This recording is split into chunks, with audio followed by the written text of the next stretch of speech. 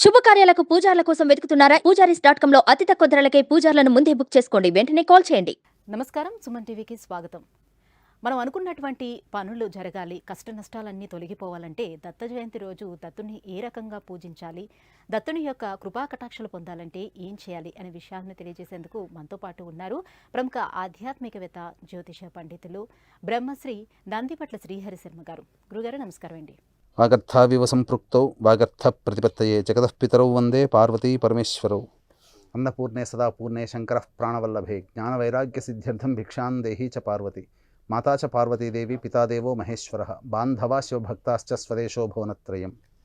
సదాశివసమారంభాం శంకరాచార్య మధ్యమాం అస్మదాచార్యపర్యంతం వందే గురుపరంపరాం. ఆదిత్యాయ చ సోమాయ మంగళాయ బుధాయ చ గురుశుక్రశనిభ్యశ్చ రాహవే కేతవే నమః. శృంగేరి జగద్గురు పీఠాధిపతులు శ్రీ శ్రీ శ్రీ భారతీ తీర్థ మహాస్వాముల వారికి, శ్రీ శ్రీ శ్రీ విధుశేఖర భారతీ తీర్థ మహాస్వాముల వారికి, కంచికామకోటి పీఠాధిపతులు శ్రీ శ్రీ శ్రీ విజేంద్ర సరస్వతి మహాస్వాముల వారికి ప్రణామములు తెలియజేసుకుంటూ కార్యక్రమాన్ని ప్రారంభిద్దాం. గురుగారు, మనకున్నటువంటి కష్ట నష్టాలన్నీ తొలగిపోయి మనం అనుకున్న పనులు నెరవేరాలంటే దత్త జయంతి రోజున ఎటువంటి పరిహారాన్ని పాటించాలి, దత్తుని ఏ రకంగా ఆరాధన చేయాలో తెలియజేస్తారా? ఇక్కడ దత్తాత్రేయుని యొక్క అనుగ్రహం సంపూర్ణంగా కలిగే రోజు దత్త జయంతి. అంటే ఇక్కడ దేవీ నవరాత్రులు అంటుంటాం. అంటే అమ్మవారి అనుగ్రహం సంపూర్ణంగా కలుగుతుంది ఆ నవరాత్రుల్లో. అలాగే శ్యామా నవరాత్రులు అంటాం, మాతంగి అనుగ్రహం అప్పుడు కలుగుతుంది. వారాహి నవరాత్రులు, వారాహి అమ్మవారి అనుగ్రహం కలుగుతుంది. అలాగే మనం చూసుకున్నట్లయితే జన్మాష్టమి, శ్రీకృష్ణుని యొక్క అనుగ్రహం కలగడం కోసం, ఈశ్వరుని యొక్క అనుగ్రహం కలగడం కోసం మహాశివరాత్రి. అలాగే దత్తాత్రేయుని యొక్క అనుగ్రహం కలగడం కోసం దత్త జయంతి. దత్తుడు అని అంటే ఏంటంటే కార్యసాధకుడు, పనులలో అనుకూలతను కలిగింపచేసేవాడు. ఇటువంటి యోగాన్ని కలగచేసేది ఏదైనా కానీ దత్తాత్రేయుని యొక్క అనుగ్రహం వల్ల మనకు కలుగుతుంది. కాబట్టి ఈ దత్తాత్రేయుని యొక్క అనుగ్రహం పొందడం కోసం కొన్ని పరిహారాలు చేసుకోవాలి. ముఖ్యంగా పౌర్ణమి మనకు చాలా గొప్ప యోగంగా చెప్పబడేటువంటి రోజు. కాబట్టి ఇక్కడ విశేషంగా మనం చేసినటువంటిది ఏంటంటే శత్రుదోష నివారణ, రుణబాధ నివారణ, ఇవన్నీ కూడా అత్యంత అరుదుగా వచ్చేటువంటి దత్త జయంతి రోజున మనం చేసుకోవాలి. ఏ ఏ పరిహారాలు పాటించాలి? 2 పరిహారాలు మీకు క్లుప్తముగా మీరు చేసుకునే విధంగా మీకు తెలియజేస్తాను. మొదటి పరిహారం మీకు తెలుసు, త్రిమూర్తులు ఈ యొక్క వీక్షించేటువంటి సుమన్ టీవీ ప్రేక్షకులకు తెలుసు, ఈ సృష్టిని త్రిమూర్తులు పరిపాలిస్తున్నారు. ఈ త్రిమూర్తులు ఏం చేశారు? మానవుల యొక్క పరిపాలనా విభాగాన్ని డీసెంట్రలైజ్ చేయడం అన్నమాట. డీసెంట్రలైజ్ చేసి నవగ్రహాల చేతిలో పెట్టారు. అందుకనే ప్రతి మనిషి ఒక నక్షత్రంలో జన్మిస్తాడు. ఆ నక్షత్రానికి అధిదేవత ఏ గ్రహం అవుతుందో ఆ గ్రహ దశతో జీవితం ప్రారంభమవుతుంది. కాబట్టి ఇక్కడ ఈ నవగ్రహాల్లో కుజుడు ఒక గ్రహం. ఆ కుజునికి సంబంధించిన వారం మంగళవారం, కుజునికి సంబంధించిన నక్షత్రం మృగశిర నక్షత్రం ఉండడం వల్ల ఈ యొక్క దేవతలకి అంతరిక్ష దేవతలు అనేటువంటివి ఉంటాయి. నవగ్రహాల్లో కుజునికి అంతరిక్ష దేవత ఎవరయ్యా అంటే బగళాముఖి దేవత. కాబట్టి మంగళవారము కుజ నక్షత్రం భద్రాకరణం ఉన్నటువంటి సమయంలో బగళాముఖి ఆరాధన ఎవరైతే చేస్తారో, ఇప్పుడు నేను చెప్పబోయేటువంటి విధంగా ద్రవ్యాలతో గనక ఆ బగళాముఖి ఆరాధన ఎవరైతే చేస్తారో వారికి శత్రు సమస్యలు, రుణబాధ సమస్యలు తీరి మనసులో అనుకున్నటువంటి సంకల్పం సంపూర్ణంగా నెరవేరుతుంది. ఇటువంటి రోజు మళ్ళీ మళ్ళీ రాదండి. బగళాముఖి ఆరాధన చేస్తే సామాన్య మానవుడు కూడా, ఏమీ దైవానుగ్రహం లేక విలవిలలాడుతున్నటువంటి ఏ సామాన్య మానవుడైనా ఈ దత్త జయంతి రోజున బగళాముఖి అనుగ్రహాన్ని పొందే ప్రయత్నం చేస్తే తప్పకుండా సకల సమస్యలు తీరుతాయని చెప్పడంలో ఏమాత్రం సందేహం లేదు. దీనికి కావాల్సినటువంటి ద్రవ్యములల్లా చేయాల్సిందల్లా కూడా చిత్తశుద్ధి, మనస్సులో భక్తి తత్పరత. కాబట్టి ఇక్కడ చేయాల్సినటువంటిది ఏంటంటే బగళాముఖి అమ్మవారి యొక్క చిత్రపటాన్ని, దత్తాత్రేయుని యొక్క చిత్రపటాన్ని సంపాదించుకోవాలి. తెచ్చుకొని ఆ యొక్క చిత్రపటానికి పూలమాల మరియు చక్కగా అలంకరణ చేసిన తరువాత ఆ యొక్క దేవతా చిత్రపటం సన్నిధిలో శుచిర్భూతులై కూర్చోవాలి. ఉదయం పూట కూర్చున్న తరువాత సంకల్పం చెప్పుకోవాలి. సంకల్పం చెప్పుకొని ఏం సంకల్పం? మంచి విదేశీ విద్య కావాలనుకునేవాళ్ళు, మంచి ఉద్యోగం సంపాదించుకోవాలనుకునేవాళ్ళు, జీవితంలో వివాహం కోసం ప్రయత్నం చేస్తున్నాం, కుజదోషంతో ఉన్నటువంటి వాళ్ళు, అలాగే చక్కటి భార్య, చక్కటి భర్త లభించాలనేటువంటి ఆలోచన ఉన్నవాళ్ళు, అలాగే దాంపత్య విభేదాలు తొలగిపోయి చక్కటి దాంపత్యంగా ఉండాలనుకునేవాళ్ళు, అలాగే కుజగ్రహం సరిగ్గా లేకపోతే అనారోగ్యం చాలా తొందరగా వస్తుంది. ఎందుకనంటే శరీరంలో పటుత్వానికి కుజుడే కారకుడు, మజ్జకి జాయింట్స్కి కుజుడే కారకుడు. ఆర్థరైటిస్ ప్రాబ్లమ్స్ వస్తున్నాయనంటే కుజగ్రహం సరిగ్గా లేకపోతేనే ఎవరి జాతకంలోనైనా ఇటువంటి అనారోగ్య సమస్యలు వస్తాయి. కాబట్టి అనారోగ్య సమస్యలు సహజ భచక్రములో అనగా రాశి చక్రములో అష్టమ స్థానం ఆయుస్థానం కుజునికి సంబంధించినగా వృశ్చిక రాశి. కాబట్టి సహజమైనటువంటి ఆయుస్థానము కుజునికి సంబంధించినది. కాబట్టి అట్టి కుజుడికి సంబంధించినటువంటి వారం కుజ నక్షత్రం ఉన్నటువంటి రోజున ఈ బగళాముఖి ఆరాధన చేస్తే అనారోగ్యంలో ఉన్న వాళ్ళు చక్కగా అనారోగ్యం నుంచి విముక్తి అయిపోయి ఆరోగ్యవంతులవుతారు. అలాగే ఒక ఇల్లు కట్టుకోవాలి. నవగ్రహాల్లో భూకారకుడు కుజుడు. కాబట్టి ఇల్లు కట్టుకోవాలనే తపన ఉన్నవాళ్ళు వీళ్ళందరూ కూడా మీ యొక్క సంకల్పం ఏదైతే ఉంటుందో ఆ సంకల్పం మీరు మనసులో చెప్పుకొని, నేను అంతఃకరణ శుద్ధిగా నేను దేవతల్ని ఆరాధన చేస్తున్నాను, దేవతలారా నాకు అనుగ్రహాన్ని ప్రసాదించండి, నేను పనిచేసే దాంట్లో నేను అనుకున్న సంకల్పంలో నాకు శక్తినివ్వండి అని చెప్పి ప్రార్థన చేసుకొని మీరు బగళాముఖి స్తోత్రాన్ని మీరు 27 సార్లు పారాయణం చేయండి. రుణ విమోచన కావాలనుకునే వాళ్ళు రుణ విమోచక అంగారక స్తోత్రాన్ని 27 సార్లు పారాయణం చేయండి. వివాహం కావాల్సిన వాళ్ళైనా కానీ ఈ విధంగా బగళాముఖి స్తోత్రాన్ని లేదా బగళాముఖి కవచాన్ని 27 సార్లు పారాయణం చేయండి. పారాయణం చేసిన తరువాత దగ్గరలోని రావి చెట్టు దగ్గరికి వెళ్ళండి. రావి చెట్టు దగ్గరికి వెళ్ళిన తర్వాత ఒక పసుపు కొమ్మును తీసుకోండి.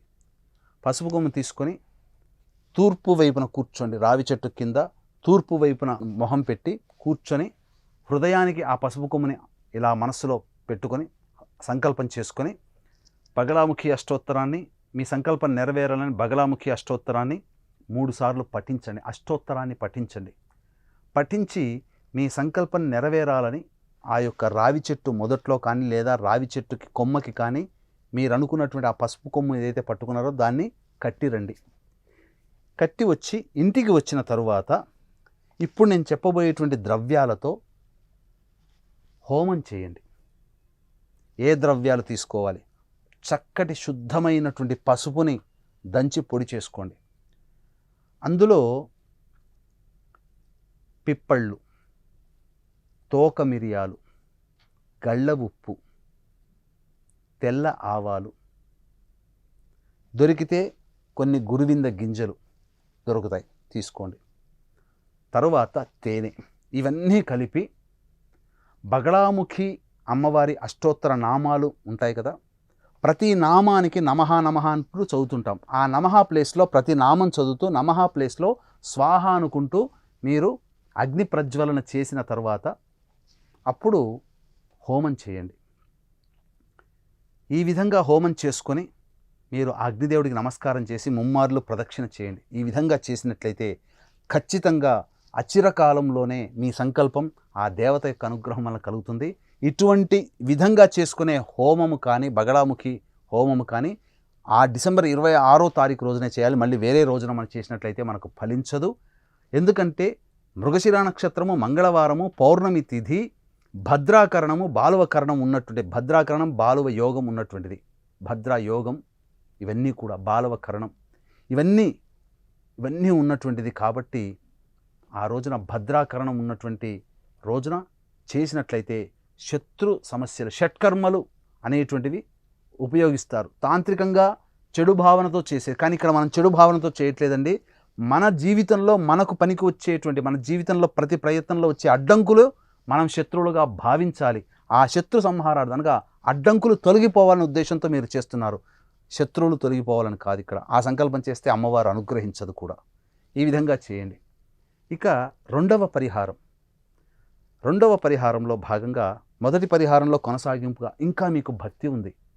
ప్రదోష కాలంలో ఈ ఇంతకుముందు చెప్పాను కదా ద్రవ్యాలు, ఆ ద్రవ్యాలతో పాటుగా పచ్చకర్పూరం, జాజికాయ, జాపత్రి, యాలకులు, లవంగాలు, అలాగే ఇంకా అన్నము, ఇప్పుడు చెప్పబడినటువంటి పిప్పళ్ళు, తోక మిరియాలు, చక్కటి పసుపు, పసుపుతో ముద్ద, తేనె, తెల్ల ఆవాలు, ఇవన్నీ కూడా కలిపి శివలింగాన్ని తయారు చేయండి. శివలింగాన్ని తయారు చేసుకొని అప్పుడు ఈశ్వరునికి సంబంధించినటువంటిది శివాయ నమః అనుకుంటూ ఈశ్వరునికి అభిషేకం చేయండి. ఆ శివలింగాన్ని తయారు చేసుకుని దానికి అభిషేకం చేసి దగ్గరలో ఉన్నటువంటి నదిలో కానీ, చెరువులో కానీ, సముద్రంలో కానీ, సరస్సులో కానీ అభిషేకం చేసిన తర్వాత మీ సంకల్పం నెరవేరాలి, ఆ శివుడు అనుగ్రహించాలని చెప్పి సంకల్పం చేసుకుని ఆ చెరువులో వదిలేయండి.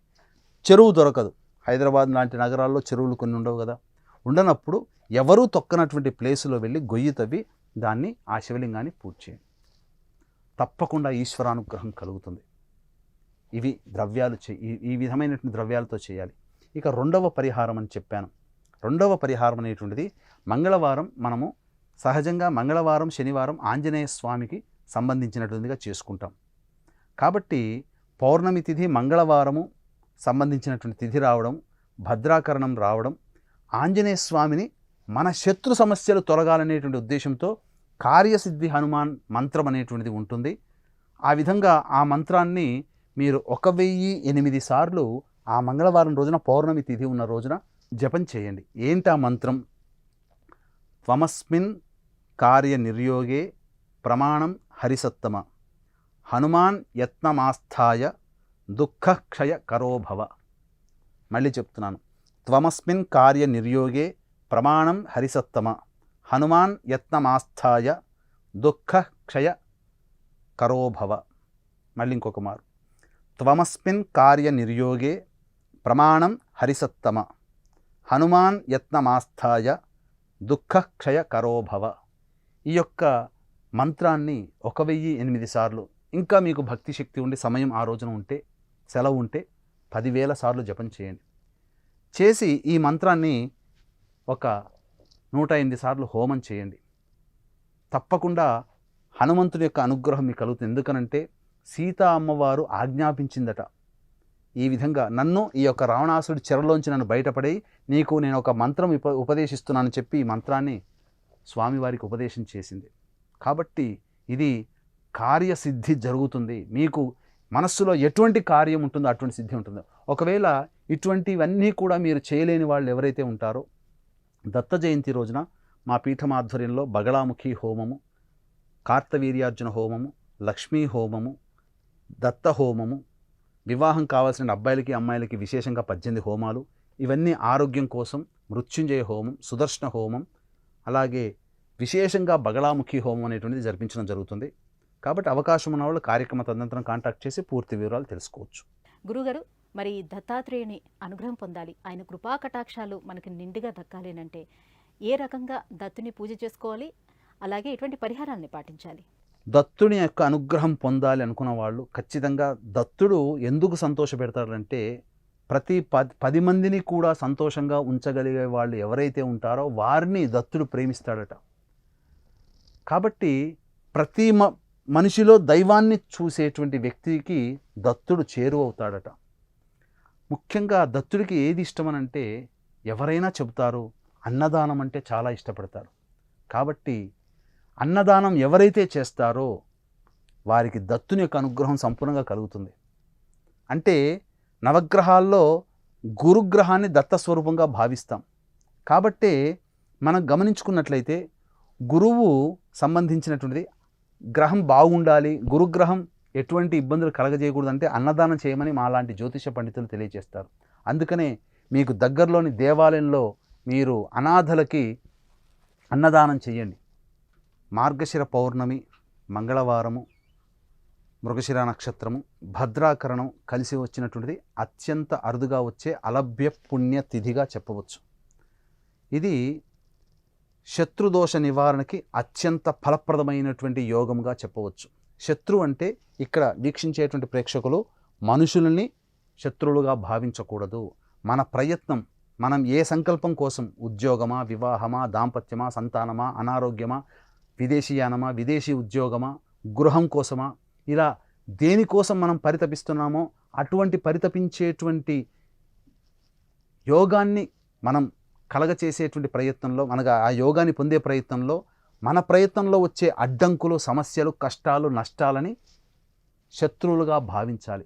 కాబట్టి అట్టి దోష నివారణార్థం ఇటువంటి అరుదైనటువంటి పుణ్య తిథి యోగము కరణము కలిసి వచ్చినటువంటి రోజున మా పీఠం ఆధ్వర్యంలో బగళాముఖి హోమము, కార్తవీర్యార్జున హోమము, దత్తాత్రేయ హోమము, లక్ష్మీ మూలమంత్ర సంపుటిత లక్ష్మీ సూక్త హోమం, సుదర్శన హోమం, వివాహం కావాల్సినటువంటి అబ్బాయిలకి అమ్మాయిలకి 18 రకాల హోమాదులు, అలాగే కాశీక్షేత్రంలో దత్త జయంతి రోజున మా పీఠం ఆధ్వర్యంలో మా స్వంత భవనం శ్రీ కామాక్షి నిత్యాన్నదాన ఆశ్రమంలో అన్నదాన కార్యక్రమాలు జరపబడుతున్నాయి. మధ్యాహ్నం 3 గంటలకి ఈ యొక్క హోమాది కార్యక్రమాలు ప్రారంభమవుతాయి కాబట్టి ఆ దత్త జయంతి రోజున 12వ తారీఖు వరకు కూడా మీరు ఈ యొక్క కార్యక్రమంలో మీ గోత్రనామాదులు నమోదు చేసుకోవచ్చు. గురుగారు, దత్తాత్రేయుని యొక్క విశిష్టతను గురించి, ఎటువంటి పరిహారాలని పాటిస్తే ఆ దత్తాత్రేయుని అనుగ్రహం లభిస్తుందో తెలియజేసినందుకు ధన్యవాదాలు. సర్వం శ్రీ ఉమామహేశ్వర పరబ్రహ్మార్పణమస్తు.